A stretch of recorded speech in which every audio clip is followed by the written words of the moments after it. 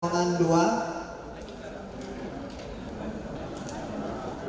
Kabar duka datang dari Tanah Suci, seorang jemaah haji asal Bangka Belitung yang tergabung dalam kloter 8 embarkasi Palembang, dikabarkan meninggal dunia di Madinah pada Senin malam waktu Indonesia.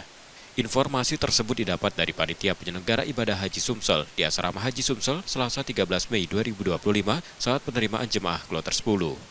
Namun penyebab meninggalnya jemaah tersebut masih menunggu informasi dari Ketua Kloter dan petugas haji di Arab Saudi. Sudah ada namanya, sudah ada Bapak Tarmizi ya kalau nggak salah, Bapak Tarmizi dari kloter 8 Bangka Belitung, tapi kita belum dapat info secara detail ya meninggalnya itu jam 8 tadi malam, tapi secara detail kapan dimakamkan itu belum tahu. Kemudian sakitnya apa itu juga kita belum dapat konfirmasi dari pihak ketua kloter di kloter 8. Untuk keluarga sendiri sudah diberitahu atau seperti apa, Pak? Ya, nanti kalau sudah ada COD ya, sertifikat OD itu pasti akan diinformasikan ke embarkasi kan, kemudian juga ke ke Bangka Belitung, ke bidang pihak di Bangka Belitung, dan tentu saja dikabari keluarganya mungkin.